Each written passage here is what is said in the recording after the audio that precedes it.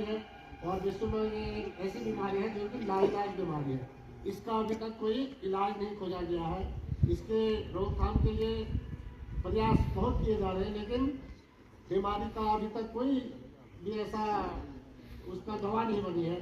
तो इसीलिए इसका सारे विश्व में, भारत में नहीं पूरे विश्व में जागरूकता फैलाई जा रही थी। जागरूकता ही बचाव है। इस बीमारी से बचना ही सबसे बड़ी जागरूकता के कारण इससे बचना ही एकमात्र उपाय है।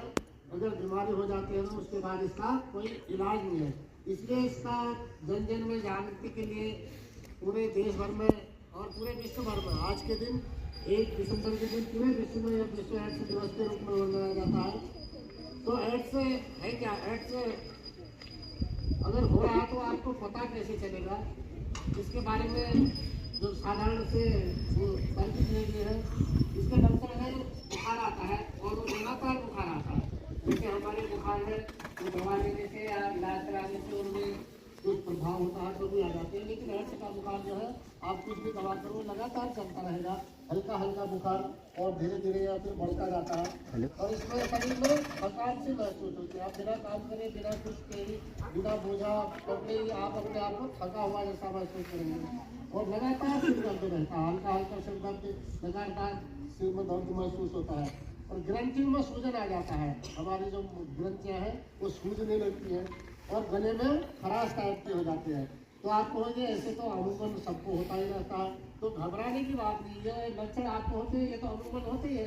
जब हमको बुखार आ जाता है, थकान हो जाती है, तो ये आम चीज़ें हैं जो मैंने अभी बताई।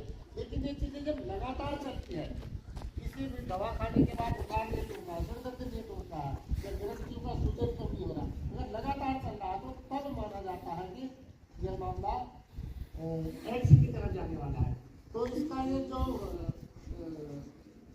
लक्षण मैंने बताए, लक्षण आम आदमी को होते हैं, लेकिन एकदम घबराने की आवश्यकता नहीं। आवश्यक शुरू में होते हैं तो धीरे धीरे अगर ये ठीक नहीं हो रहे तब जाके इसमें माना जा सकता है कि अब यह एड्स होने की कगार की है।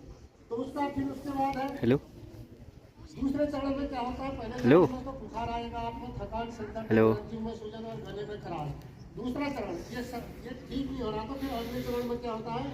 आपके त्वचा में चकत्ते पड़ने शुरू हो जाते हैं त्वचा में, और उसके बाद मुंह के अंदर छाले होते हैं और वजन में धीरे धीरे गिरावट आने लगती है। आपको आपका अल्लाह बात कर सो थोड़ी देर में बात कर सो फिर समझा जा सकता है कि कहीं जा रही हूँ मैं अल्लाह बात कर सो।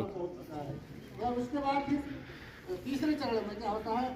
हमारे जननांगों में छाले पड़ जाते हैं और बुखार जो लगातार आ रहा था आज तक वो बढ़ता जाता है। उसकी बुखार की जो उसकी पीड़ा है वो ज़्यादा महसूस होने लगती है। 6 सप्ताह के बाद होती है।